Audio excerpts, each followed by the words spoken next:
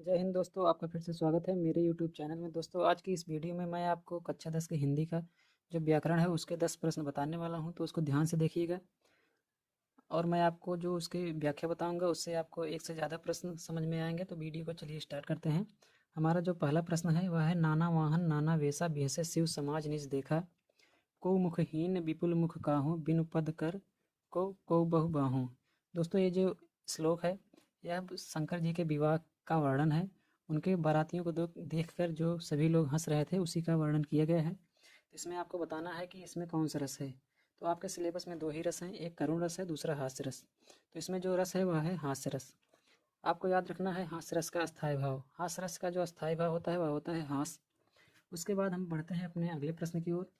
हमारा जो दूसरा प्रश्न है वह यहीं कहीं पर बिखर गई है भग्न विजय माला सी। इन पंक्तियों में आपको अलंकार बताना है।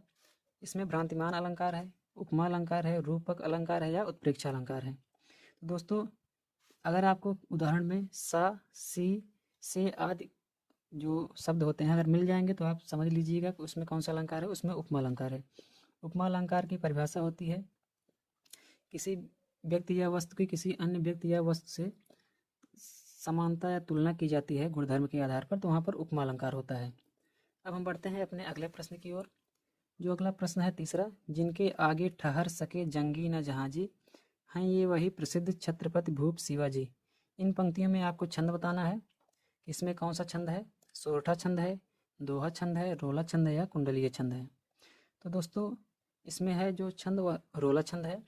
रोला छंद के जो लक्षण होते हैं, यह एक सममात्रिक छंद है। इसके प्रत्येक चरण में 24-24 मात्राएं होती हैं। 11 और 13 मात्रा पर यति यानी विराम होता है।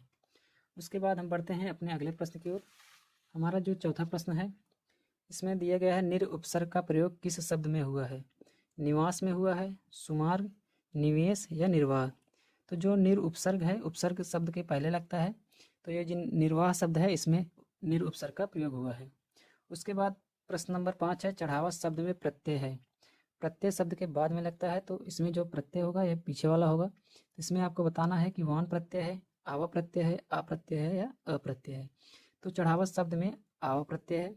उसके बाद हमारा अगला प्रश्न है, भीमार्जुन शब्द में आपको समास बताना है। तो इसमें बहुब्रीहि समास है, द्वंद्व समास है, द्विगु समास है या कर्मधारय समास है। तो भीमार्जुन का जो समास विग्रह होगा वह होगा भीम और अर्जुन। तो अगर आपको कहीं पर डैश दिख जाता है शब्द में या उसका समास विग्रह करने पर और शब्द मिल जाए तो वहाँ पर द्वंद्व समास होता है। तो भीमार्जुन में कौन सा समास होगा, द्वंद्व समास। अब हम बढ़ते हैं अपने प्रश्न नंबर 7 की तरफ। नंबर 7 है, गरगर शब्द है, तद्भव शब्द है, तत्सम शब्द है, यौगिक या युगरूढ़। तो जो गरगर है वह दोस्तों तत्सम शब्द है। अगर आपको कहीं पर आधा अक्षर मिल जाता है या ऊपर रा या नीचे रा मिल जाता है या संस्कृत से मिलता जुलता अगर शब्द मिल जाए तो वह होता है तत्सम। तत्सम शब्द जो होते हैं वह शुद्ध होते हैं। उसी के टूटे फूटे या बिखरे रूप जो होते हैं वह तद्भव होते हैं। उसके बाद हमारा प्रश्न नंबर 8 है, अभ्यागत का संधि विच्छेद। तो जो पहला विकल्प है, अभ्याधन गता, अभ्यागधनता, अभिधन आगता, अभियोग धनता। तो दोस्तों, यह जो उदाहरण है यह है यण संधि का। यण संधि का जो सूत्र होता है वह होता है इको एड़च, और इसका जो सही संधि विच्छेद होगा वह होगा अभिधन आगत। यहाँ देख सकते हैं ई है, उसके बाद यहाँ पर आ, ई और ये आ मिलकर हो जाएगा यह। उसके बाद हमारा जो अगला प्रश्न है 9वां, मधुनी शब्द में विभक्ति तथा वचन बताना है। तो आपको बताना है उसमें षष्ठी विभक्ति एक वचन है, पंचमी विभक्ति एक वचन है, चतुर्थी विभक्ति द्विवचन है या सप्तमी विभक्ति एक वचन है। दोस्तों, जो मधु शब्द का रूप चलता है वह मधु, मधुनी, मधुनी। अगर यही दोस्तों इसमें देख सकते हैं यहाँ पर छोटे ऊ की मात्रा है।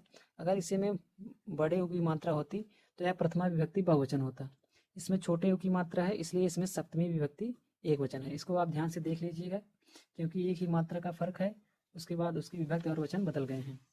इसके बाद हमारा अगला और लास्ट प्रश्न है, हसानी रूप है हस धातु का, यानी जो हसानी है वह हस धातु का कौन सा रूप है। लोट लकार उत्तम पुरुष एक वचन, लंग लकार मध्यम पुरुष द्विवचन, विधलिंग लकार प्रथम पुरुष बहुवचन या विधलिंग लकार उत्तम पुरुष एक वचन। जो हसान शब्द है वह लोट लकार उत्तम पुरुष एक वचन है। इसका जो रूप चलेगा हसान, हसाव, हसामा। दोस्तों, अगर वीडियो पसंद आया होगा तो वीडियो को लाइक कर दीजिएगा और इसी तरह के एक वीडियो रोज देखने के लिए हमारे चैनल को सब्सक्राइब कर लीजिएगा।